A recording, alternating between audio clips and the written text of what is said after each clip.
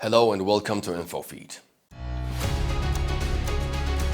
Imagine a country of 10 million people plunged into absolute, unyielding darkness.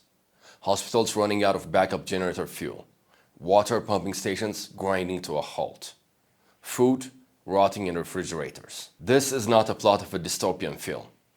It is the reality today, right now, in Cuba. On Monday, March 16th, the Cuban national power grid completely collapsed. But this was not caused by a hurricane. It was not a natural disaster. It was a manufactured geopolitical catastrophe.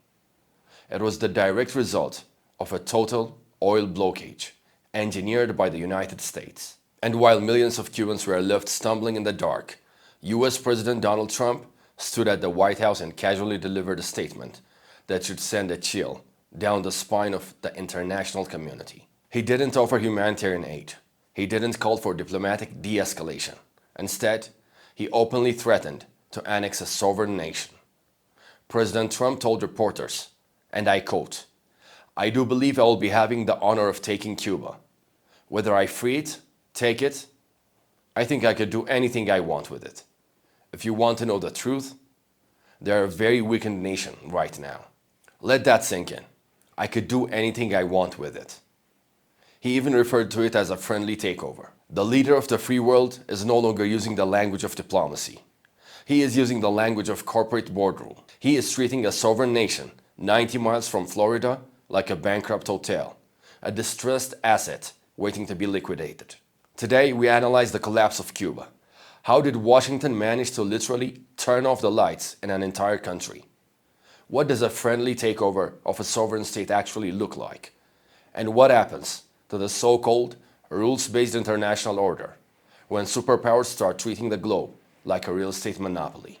To understand the sheer scale of the panic in Havana today, you have to look at what happened in January 2026. Cuba has always had a fragile, aging electricity grid, but it survived because it had a lifeline. For decades, the communist government relied on heavy fuel imports from its ideological ally, Venezuela. Caracas was sending roughly 35,000 barrels of oil a day to keep the lights on in Havana. But on January 3rd, the United States executed a daring, highly controversial military operation. They captured the Venezuelan leader, Nicolas Maduro. Overnight, Cuba's primary oil lifeline was severed, but Washington did not stop there. On January 29th, the Trump administration issued a sweeping executive order. The US declared that any country, any shipping company, or any vessel that transports or exports fuel to Cuba will face massive secondary tariffs and economic penalties in the United States. The strategy was brutally simple: quarantine the island. According to global ship tracking data, Cuba has only received 2 minor shipments of oil this entire year.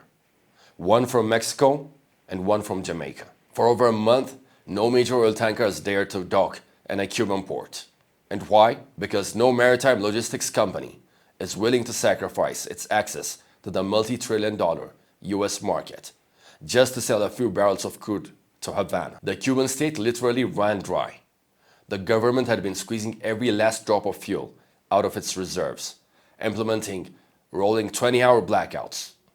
But on Monday, the system finally broke. The Unión Nacional Eléctrica de Cuba announced a complete shutdown of the national grid. Now, Washington claims that this blockade is designed to target the communist regime, not the people. But let us examine the reality on the ground. When a national grid collapses, who suffers? The political elites in Havana have solar panels and diesel generators. They are not sitting in the dark. It is the ordinary citizens who pay the price.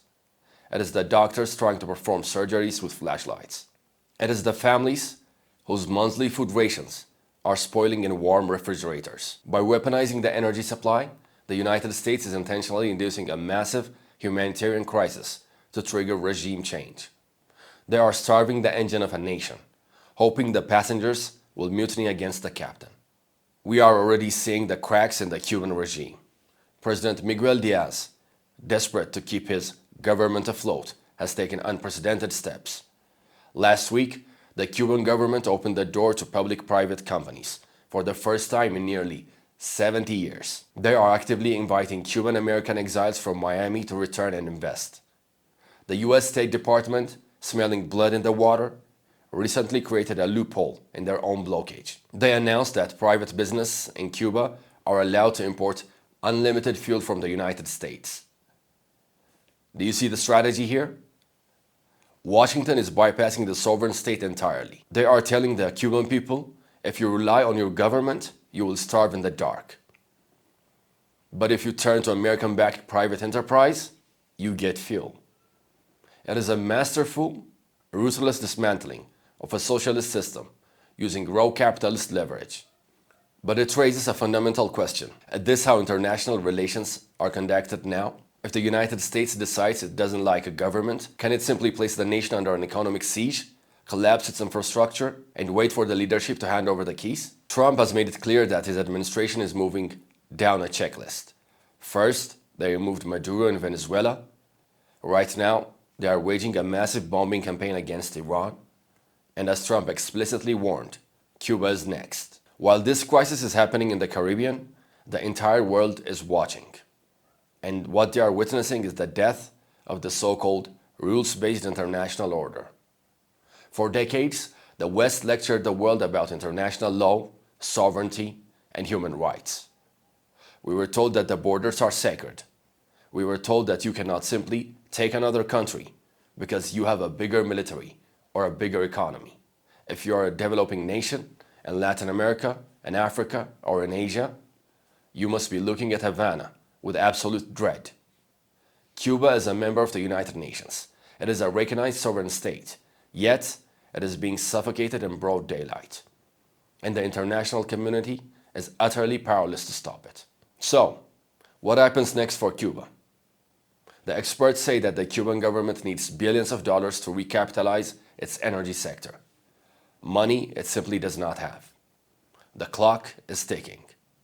The regime is trapped between handing over its sovereignty to Washington or watching its society collapse into the complete anarchy in the dark. For 67 years, the Cuban Revolution defined itself by its resistance to American domination. They survived the Cold War. They survived the collapse of the Soviet Union, but they might not survive the brutal transactional arithmetic of the year 2026. The lights have gone out in Havana, and as Donald Trump prepares his friendly takeover, a much darker shadow is falling over the concept of global sovereignty. Facts inform, but stories transform.